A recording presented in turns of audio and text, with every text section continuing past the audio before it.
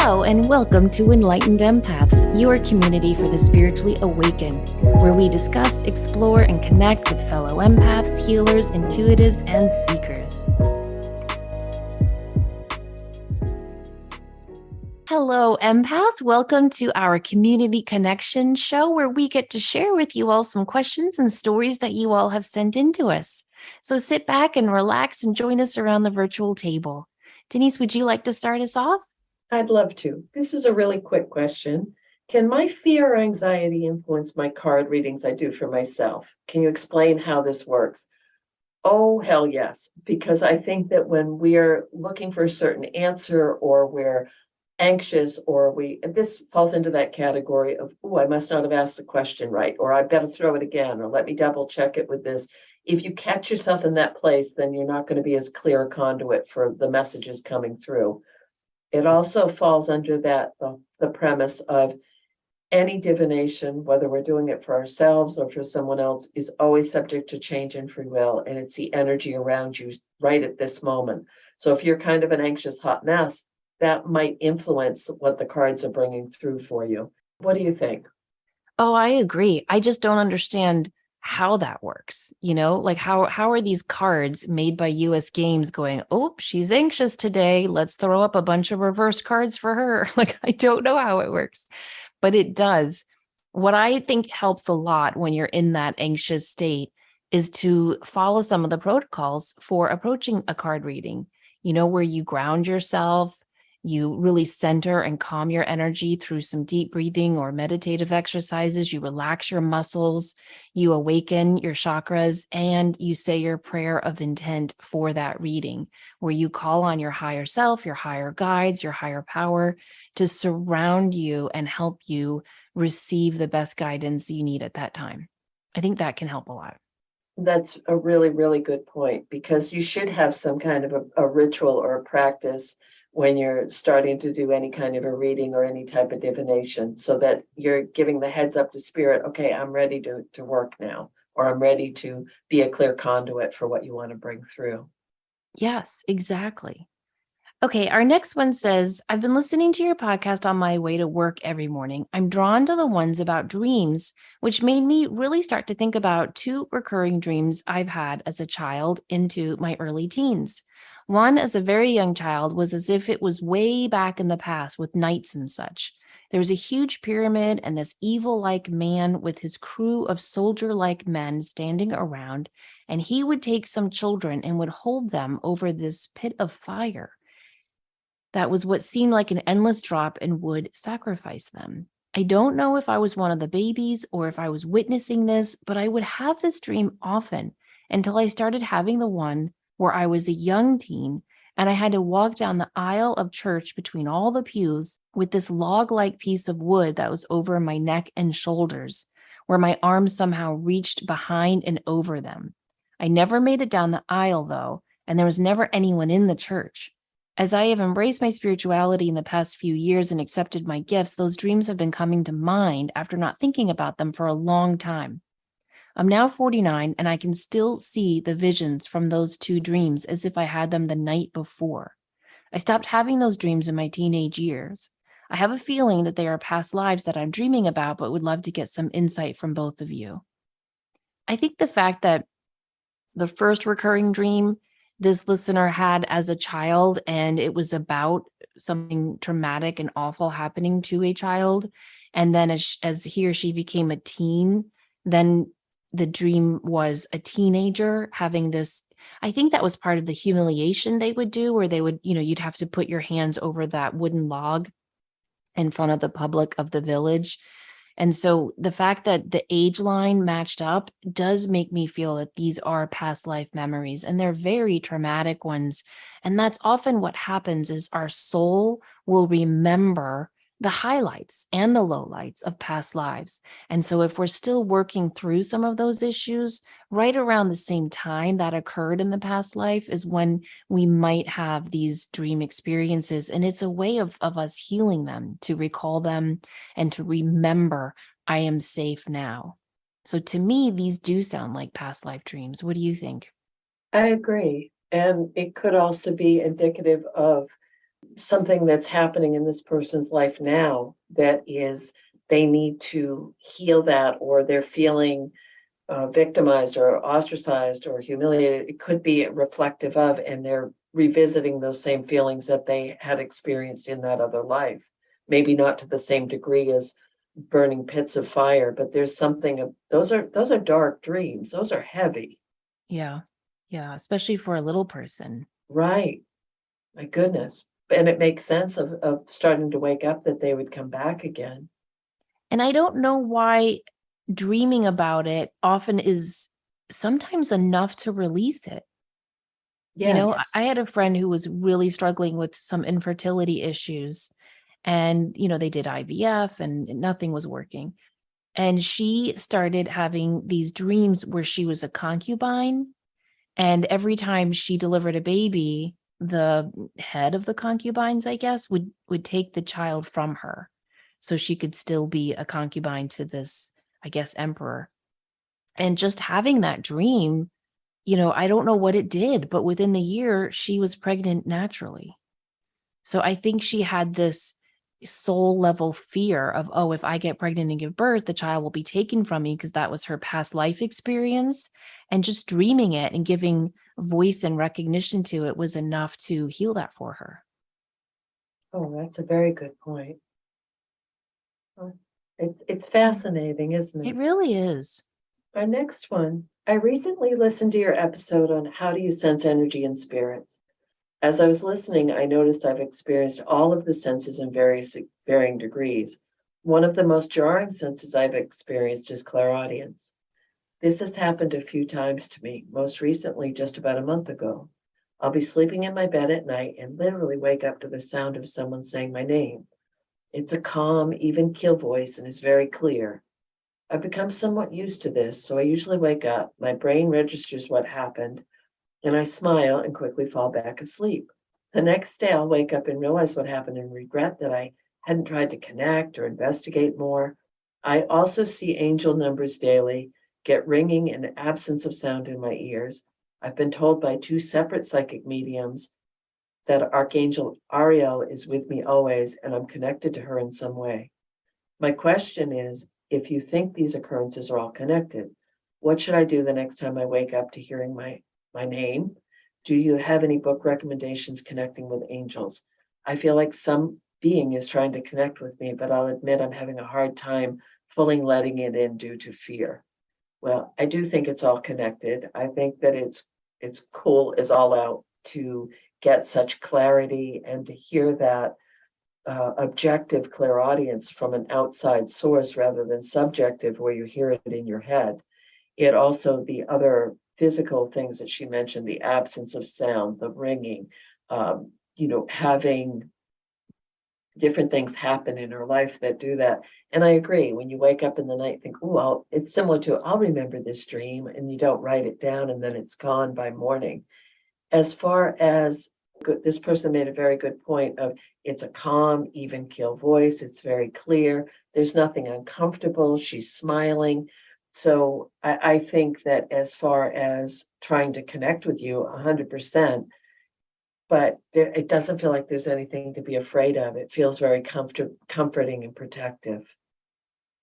Yeah, I think these are all signs of going through a spiritual awakening. Often the ringing in the ear and the absence of sound in one ear is what's called a spiritual download, where you are being subconsciously downloaded information that is needed for your spiritual growth. And it tends to come to the conscious awareness when you're ready for it.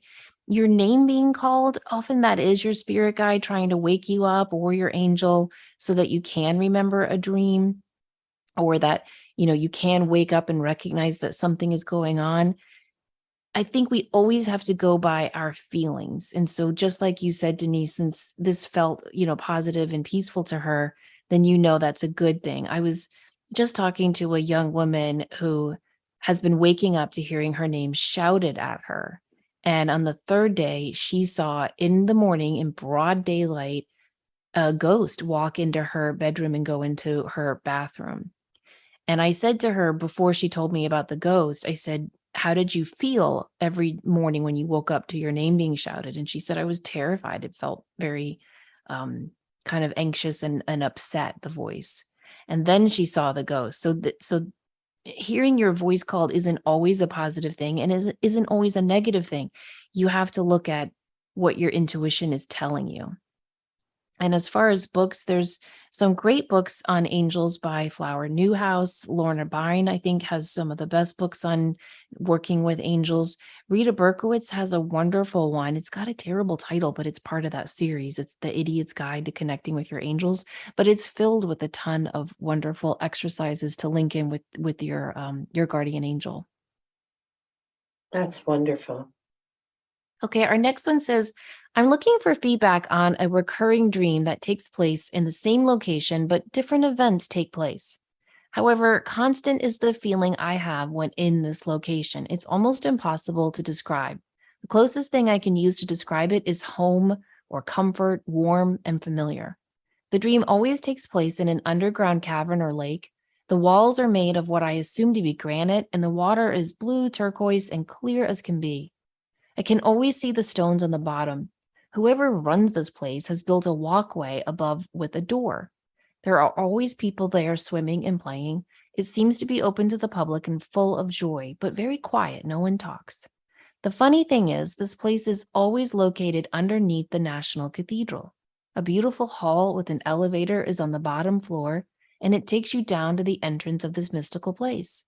In my dreams, I'm always telling my sisters or friends about it, and no one ever knew it existed. However, the people who are there seem to be regulars. I don't know what this means. I have a few guesses, but it is a little unclear. The cathedral does hold personal significance to me, as my paternal grandparents lived a few blocks away from it. I lived a couple of blocks from it in college. And as a kid, my family and I used to go all the time to the Bishop's Garden when we'd visit for Easter or Thanksgiving. One more dream that I had last night was particularly curious to me. In my dreams, someone, maybe spirit guides, were telling me I am a steward of darkness, or the way they described it was, I hold people's darkness or sadness for them, and my other job is to give people light. The image they gave me was literally handing out goodie bags of light to people. Do you suppose this was a message from my guides, and what is your take on these dreams? I should mention that I am 100% going through a spiritual awakening right now and trying to connect with my guides. Wow. Look at the vividness in that dream, Denise. Isn't that amazing? It is. And so many fun things, colors and water and symbolism and cathedrals. I love it. I absolutely love it. I do too. I don't think that this place actually exists underneath the National Cathedral, but hey, what do I know? I think the National Cathedral is a symbol of connection to home, to family, to familiarity, to help her soul feel comfortable when she visits this place on the other side. The water and everyone's swimming in it, and it's so peaceful and comforting. You take that, and then you take the more recent dreams she had, right? Where she's a steward of darkness, helping to me, it sounds like she's helping to cleanse people of some darkness in them. Well, if you hold darkness for people, right? If you're like a sponge and your job is to, help absorb some of that from other people, you would have to visit a place like this to clean all of that off. That's what I think this is. I think that maybe her guides are right, and she really is a steward of darkness, and she helps to kind of exchange some people's darkness for more light. And then she goes to this beautiful place on the other side, swims in these healing waters, and is cleansed of all that she's accumulated from other people throughout her conscious day. What do you think of that take? I do. I like that take. I also love the line about goodie bags of light. I That's a know. great visual. It really is. It really is. And it's something we can all do. I remember this powerful dream I had where my guides were telling me, if you simply walk throughout your day and ask that blessings be bestowed on that person you're passing, or that person who's ringing you up, or that person who's in the car next to you at the stoplight, how much beautiful, powerful effect that can have. So I do think we all can be stewards of light and hand out these goodie bags of light by simply asking for the people around us to be blessed or to visualize light around them. And I think it's great that she's having confirmation of this in her dreams. Our next one says, my mother used to call psychic hotlines, and I was always fascinated with the idea of psychics, but I felt like those hotlines were fake and a huge waste of money. Church never worked for me. Then I dated an atheist for a while, which really messed with my head. I had no divine belief system at all for most of my young life and felt extremely alone as a child. I wanted to believe that God existed because everyone else seemed to, but I couldn't get there. I finally had a clairsentient moment in 2003 when I was going through a very hard time, crying on my bed. Then suddenly I felt a warm blanket laid over me, and I just knew God existed. That was it. It was that simple. I was wide awake, it was real, and I can still feel that blanket wrapped around me if I stop and think back to that moment. I was touched by an angel, I believe. From that moment on, I didn't wonder anymore and started looking for answers that made sense to me. I found Sylvia Browne's book, The Other Side, and I was hooked. Finally, something that resonated with me. After that, I found Hay House Radio, then Coast to Coast AM, and the world was suddenly in color for me for the first time in my life. I've been studying it on my own since then, but I finally just signed up for my first spiritual development course in July. It's too soon for me to come out of the closet and start practicing yet. It's a long story. Plus, I don't know what my modality will be. Anyway, thank you so much for this podcast. I feel surrounded by my guides all the time, but I'm not able to communicate directly with them. I have to rely on signs and synchronicities right now. I only have one teacher friend who is kind of like me, and I don't know her well. I'm super anxious to find my tribe, but I have to focus on other things right now. No time for friends. I'm a high school counselor, and I relate to so very much of what you both say. I'm also very normal, but I live in the suburbs of Houston in a very conservative area. I feel like I have to hide my true self and pretend to fit in so I don't lose my job. My job is dependent on my judgment, and I'm pretty sure my bosses would think I'm crazy if I start really opening up and showing people who I am. They may think I was trying to brainwash their kids or perform evil spells or something, who knows? It's so hard, by the way, to talk to these kids and know that I can't really help them in the way I want. I want so badly to talk to them about being an empath because I know I have many, but I feel like I have to keep my mouth shut since they are minors. I only have spiritual discussions with them if they bring it up first, and even then I'm careful about what I say. Well, thank you for listening, and I'm so glad that whatever we've brought through has been helpful for you on your path. That's pretty much our default, is why we keep doing this, is to hopefully help other people realize we're not alone on this journey. As far as psychic hotlines, I think that's the same as calling psychics. There are some that are good, there are some that are not. And I am always really, really concerned when there is such a ridiculous rate that someone's asking you to pay per minute, or there are certain devious practices where they'll try to keep people on the line for a certain amount of time in order to get their numbers up. And I think that's morally and ethically horrible. It's a horrible thing to do to people, especially it can become a very addictive practice, which we had talked about in a different episode. What I love is you went through church, you went through all of these different things, and then you found what resonated for you, and all the pieces started to come together. So congratulations. It's just incredible that you found that within yourself and that you felt it and you trusted it. And this goes back to, there's always something that kind of gets our toe in the door, and you got it through Sylvia Browne's book, which led to Hay House, which led to Coast to Coast. The synchronicities and signs have been following you the whole time. I think you are connecting with your guides. I think that the signs and synchronicities are a way that they're presenting to you. And as far as needing to stay in the closet to protect yourself, I completely understand that and respect that. And one thing you're being incredibly conscientious of not overstepping bounds, but with minors and also in a conservative area. But you're right, they'll open up to you, and holding space for people to express what they believe in a non-judgmental place, you may be having more of an impact than you realize. That's what I took away from this, because you can say a lot of spiritual things without saying spiritual things.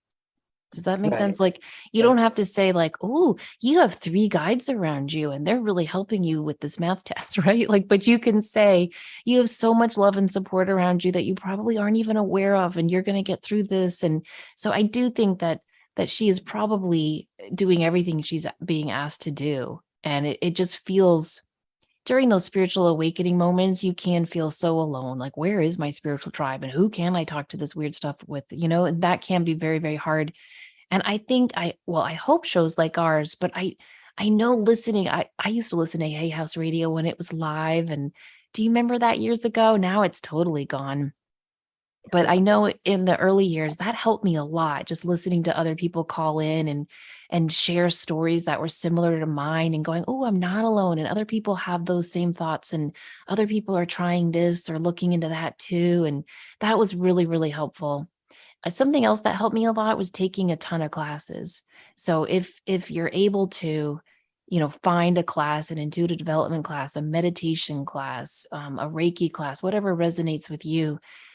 I'm not saying you have to meet your best friend at that class, but it is nice just to be in that energy of like-minded thinkers. I found that to be very comforting. And if you're in a conservative area, I'm thinking about a group that I worked with recently, and one person was very adamant. I am in the closet. I'm staying in the closet.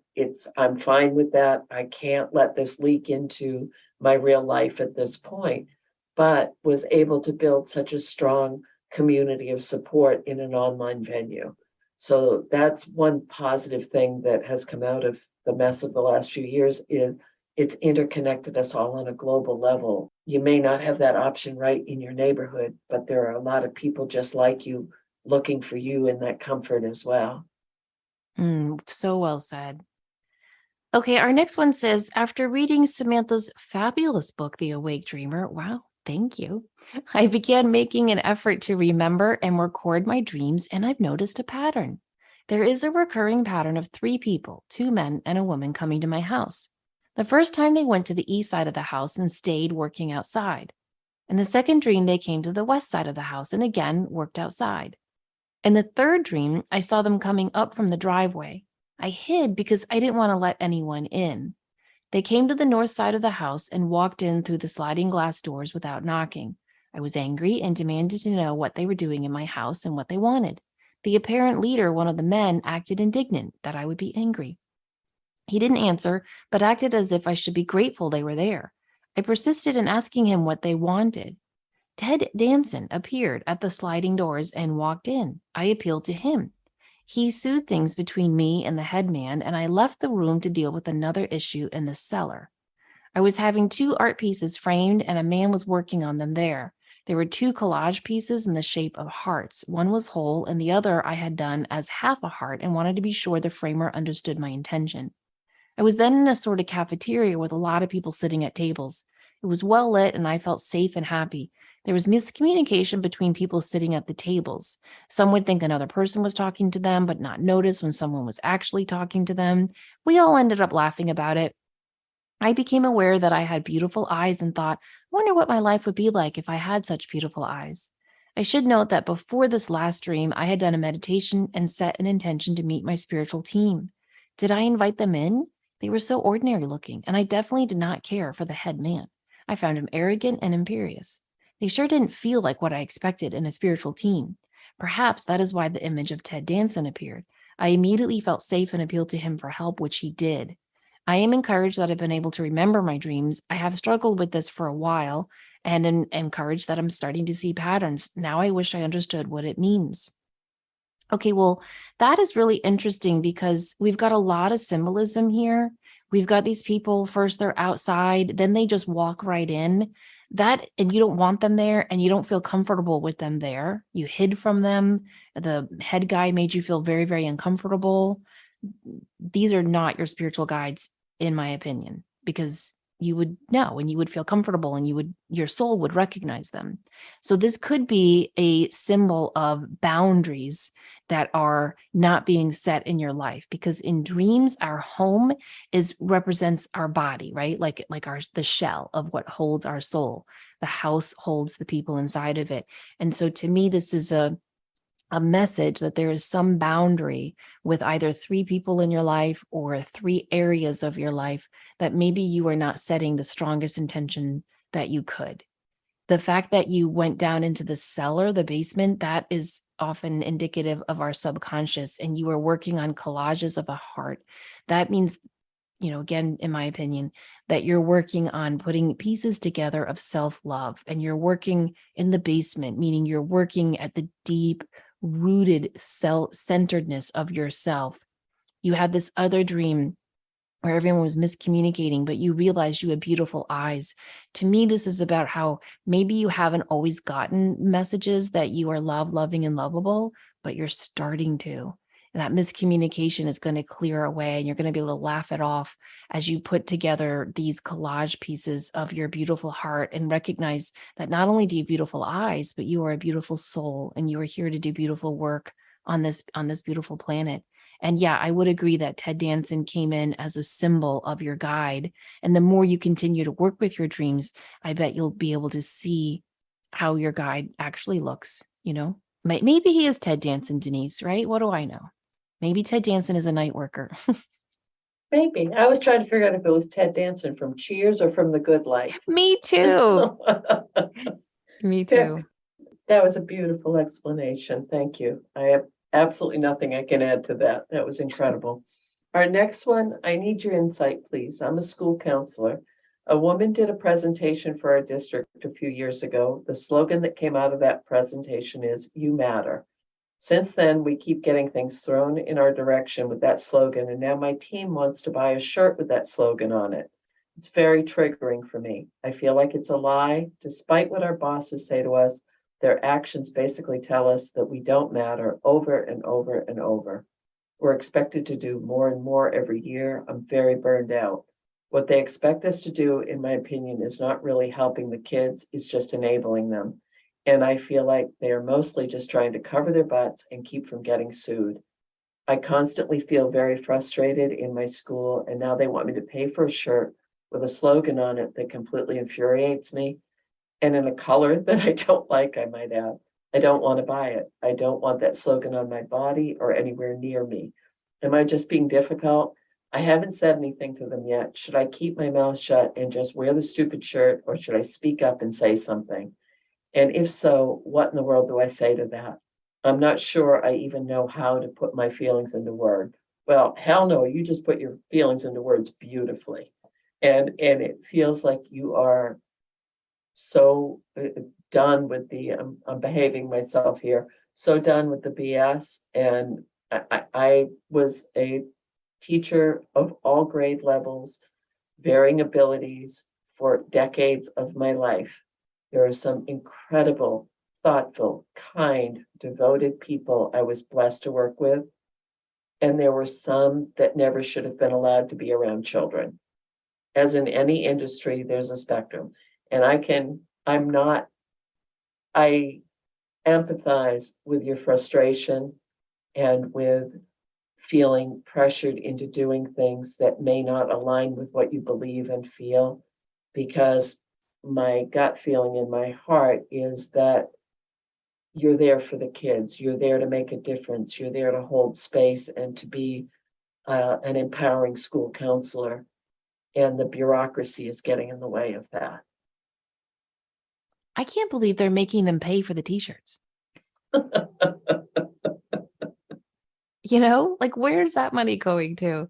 It's so hard. In our district, they just bought laptops for every single student.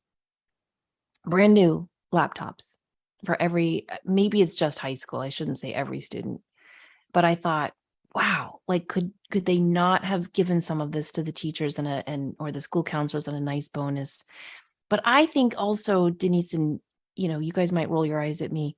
Whenever something triggers me like this, I always have to pause and think about it in different ways, right? So the you matter thing, okay, clearly this person does not feel like they matter at this school, but maybe you can look at this triggering thing as a way of thinking, I do matter. I matter like hell to these students. They need me.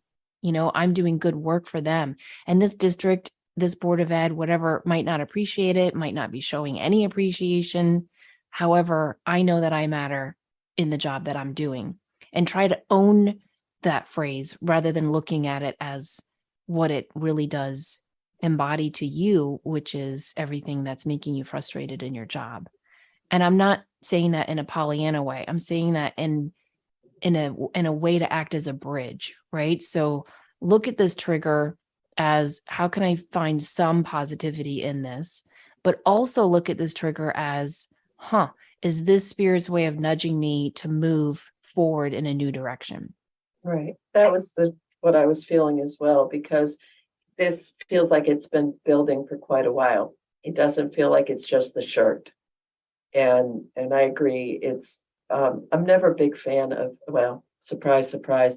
I don't do well with when everybody wears the same thing or does the same thing. I think individuality and self-expression is a beautiful thing. Um, but I agree with you 100% that there's something more. And if it's triggering that much, then there may be something else. And if we don't know, this person may be in a rural area and there's not another job available, or they may be the primary care, financial support for their family. There's so many variables that we might not know of. But when it starts to hit your moral compass, or it starts to become something in any work environment that is wearing you down, you have to start to say, is this where I belong? And is this where I can, because the beautiful part is there are always kids that are going to need your help, that you'll be able to help. It just might not be there. Well said. Okay, our next one says, the women in my family have always been intuitive, but I believe much of it was tampered down due to our evangelical Christian upbringing. But it was always there, just beneath the surface, conveyed in stories from both my mother and my grandmother. One of my favorite memories was when I was living in Canada. My family lived in Texas. I was in my early 20s, pregnant with my second child, and had just found out that my then boyfriend was cheating on me. I didn't dare tell my family out of shame, and I was crying uncontrollably. Suddenly, my phone rang, and before I could even answer, my grandmother immediately asked, "What's wrong?" For me, it started when I was 3. I had awoken to see an oval mirror at the foot of my bed, the Victorian full-length kind that sits on its own legs. What was peculiar about this mirror is that it was glowing red, and I didn't have a mirror like that in my room at the time.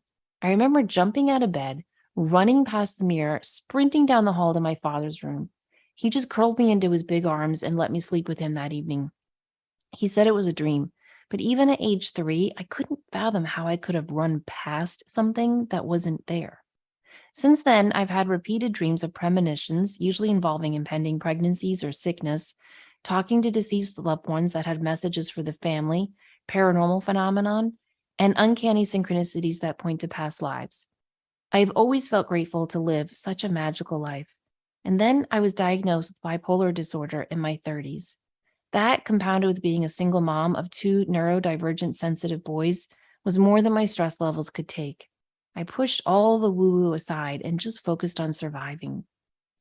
Now that my boys are both grown, and I'm looking at what the second half of my life is going to look like, I find myself falling back into my spirituality and exploring my gifts further. Once I began meditating and speaking to my guides, it was like the doors to heaven opened with a grateful sigh. And now I'm rushing to educate myself and catch up.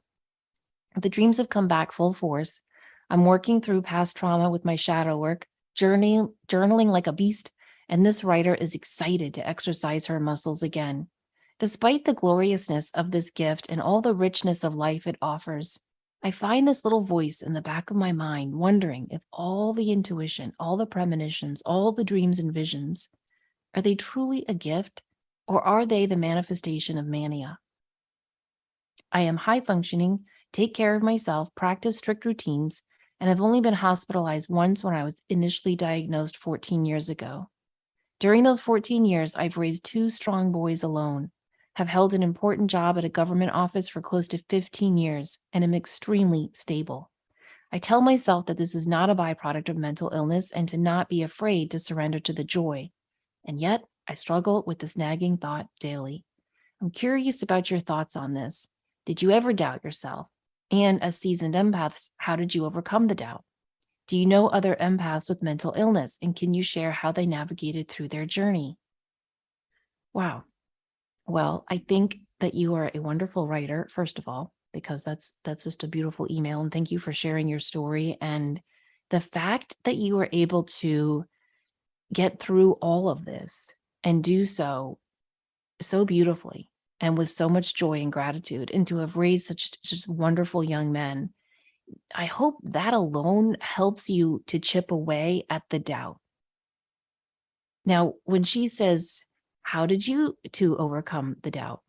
Well, Denise, I don't know about you, but I still deal with doubt from time to time. And if I didn't have my validation journal, which has through the years has looked different, it's not one journal that I've held on to for 20 years. It's different spiral bound, like 99-cent notebooks I get at Walmart, but I have them all stacked up. If I didn't have those to look back on and go, how could I have known that? I got that right. I don't know what I would do. That has been so important in helping me overcome doubt. Now, in terms of empaths with mental illness, I think everything is on a spectrum. And I think if you have this mania, and I would imagine, I don't know, but I would imagine it comes with a feeling that is anxious and manic, which is where we get the expression from. Whereas when you're having these beautiful dreams and insights and visions of the other side, to me, I feel that that is accompanied by peace and love and joy and serenity, and does not feel anything like mania. And so I think what you need to follow is your own feelings and intuition on that. But I am not an expert. I know, Denise, you don't have a counseling license either, but do you have any input? I agree with you that I think we all doubt that because some of it is pretty interesting where we end up with our intuition or the signs we get or the dreams we get or the synchronicities. But I think that the fact that you're cognizant of when you're in a manic situation or when you're experience mania, that's part of the indicator of whether or not you're making a connection or not. When we're connecting with spirit, we're allowing our auric field to expand, we're allowing our consciousness to expand in order to connect with that expanded collective energy that we all have the virtue of reaching out to. So I don't feel that it's the mania that's allowing you to do that or the mental illness. But again, No. I don't have a degree that says that I can prescribe. There's a difference. There's a real difference when someone is not able to function in society or in their daily life because of the impact versus being able to manage it. And I feel like that's kind of skating around the edge, but it's also if you're not feeling a mania episode during this, I would say that it's your intuition. As Samantha said, there's a spectrum to everything, but your writing is beautiful, your words are beautiful, and I think that what you're sharing is going to help empower a lot of people that are listening. I do too. And you know that expression, we all have a cross to bear? Mm-hmm. I think we all have crosses to bear, right? And so we might have a cross to bear in our relationship area. We might have a cross to bear in our career stuff. I think when it comes to opening up and trusting our intuition, we all have our own unique cross to bear. It might be other people's opinions, it might be the religion you were raised with, and it might be this, but we all have this struggle, this difficult dance with doubt. So just know that you're not alone with that. And I think it is absolutely fine to pester and annoy the hell out of your guides and keep asking them for validation. That has helped me a lot. Don't you though? It's so wonderful when you can say like, okay, I feel like that meditation experience was you and it was so wonderful and I felt so great after, and maybe it was all in my imagination, maybe it wasn't. If it really was you, please show me a blue feather today. Yeah. And then you see that blue feather. I just think that's a great thing. I asked for an owl last week for a sign for something. I was like, there's no way this, and I never see an owl. I think I've seen an owl twice in my life. And so I'm driving home from the gym and my mom calls me and she's like, Samantha, I'm out of cigarettes. God forbid, the world's coming to an end. So she said, can you please stop at a gas station and get me cigarettes? I'm like, all right, fine. So I pull into this random, I've never been to this convenience store, and I'm waiting in line and one register is closed and in front is a sign. I think it was White Owl cigarettes. It was some type of nicotine, but it was a huge white owl Oh, on a that sign. counts. And that counts. That counts. So thanks to my smoking mom, I got my sign. So just know that can help a lot with eradicating doubt. Okay. Yeah. Do we have time for one more? Sure. Okay. A few years ago, I rescued a somewhat disabled senior Jack Russell dog named Buddy. Oh, Buddy. My goal was to give this little man a great retirement, and I hope to have him for at least a couple of years. After 3 wonderful years, he was in pretty rough shape. He had trouble walking and could hardly ever get comfortable enough to sleep more than a few hours at a time. In the last months, I had to share some of his pains. My right foot would hurt when his right side was hurting to the point I could barely walk. It took a few months past when I know it was time to finally make the decision to put him down. When it was time, we were in the vet's office and he gave Buddy a sedative to help him relax. I held him in my arms while he got comfortable. When the vet came back 10 or so minutes later, we laid him on the table. I buried my face in my little man's neck, and the vet administered the shot. My emotional state was pure pain, and I was sobbing loudly. Yet somehow, at that moment, he left his body. My chest was filled with intense warmth, and I was overwhelmed with a feeling of relief and deep love. Once in the car and heading away, I realized what had just happened. My relief was his. The love was also his. I felt him transition. I felt that what he felt when he made the journey over the Rainbow Bridge. To really know how it feels to go, to know that our beloved pets really get the relief we hope they do, and that they're enveloped in love the moment they go, has completely changed how I view the whole process. It's still not fun. I don't look forward to the next time I lose someone I love, pets included, but I do know that they are and will be more than okay. Oh, I love that story. And it's true. It's true. You can feel that pure, unconditional love, that connection. And what a beautiful gift for Buddy that you were there to let him know, but also that he gifted you back with that feeling of freedom and love and beauty. So thank you so much for sharing this with us. I just think it's one of the hardest choices to make. And I'm so grateful that this listener had that, not only that comfort of knowing, it's almost like she had a shared death experience with him, a shared near-death experience, like Raymond Moody writes about, where she knew he had gone over that rainbow bridge and was free. I'm so happy that she had that, because I really do think this is such a difficult thing for anyone to have to face, but especially us empaths.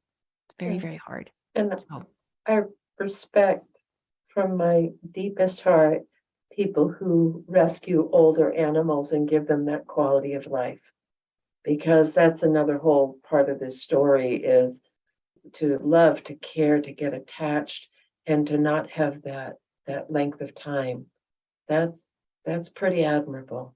it's so admirable. I mean, it's so hard to do. It's so hard to love these pets and know that, oh, God, it's just very, very hard.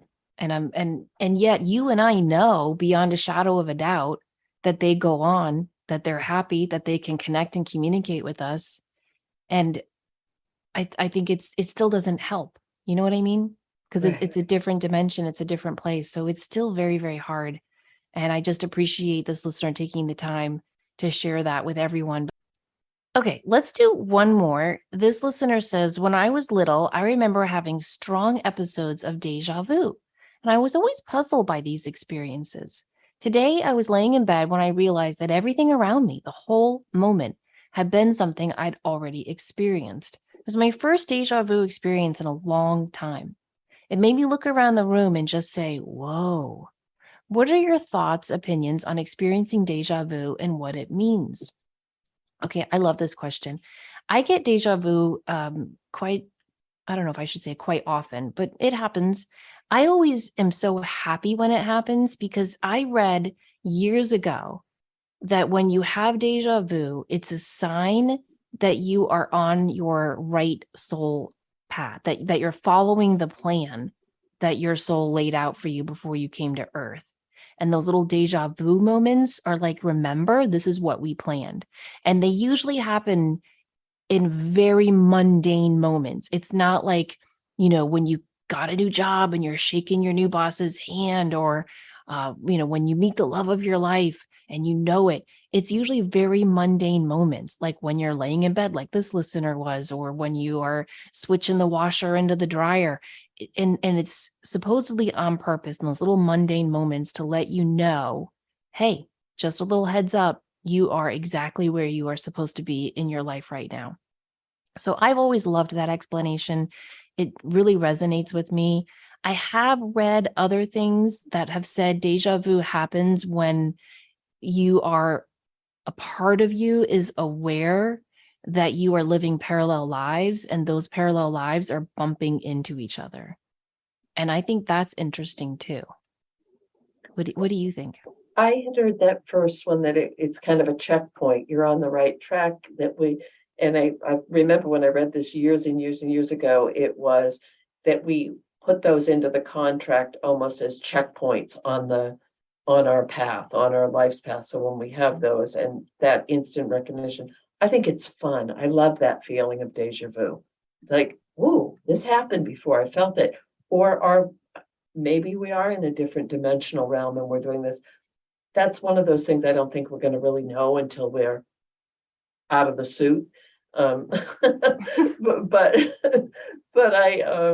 I love this story as well, because this note is just so fun. Deja vu is a really cool experience. It is, and it reminds you that there's magic all around in the world, and there's so much that we don't know, and we'll never know until we go over there too. And I love that. I love contemplating. What's that famous quote? Lean into the questions. Don't necessarily seek the answers. Just lean into the questions. I think that's so wonderful to be able to do that. Thank you so much for sending in your experiences, your stories, and your questions with us. If you want to share a story or a question with us, you can email us enlightenedempaths@gmail.com. Don't forget to join us on our Facebook page, Enlightened Empaths. And if you want to connect with Denise or me, you can check out our websites, samanthafay.com or thegratefulmessenger.com. In the past, Samantha and I have offered a really fun intro class, Mediumship 101. Due to different constraints in both of our lives, we're going to shift that a little bit, and I'm going to be offering that on my own in the month of November. It'll be a slightly different format than what we've done in the past of meeting weekly. This will be held on 2 Saturday afternoons, Eastern Standard Time. You'll still have access to all of the information and meditations and practice exercises and personal exercises, but it'll be a more condensed time frame. So if you'd like more information on that, you can go to my website, thegratefulmessenger.com, go to online classes, and there'll be a description and a link to sign up. If you have any questions about this, you can email me, Denise at thegratefulmessenger.com, and I'm more than happy to give you more information. Thank you guys so much. Have a great week. And remember, as always, to show up, do great work, and share your light. Take care.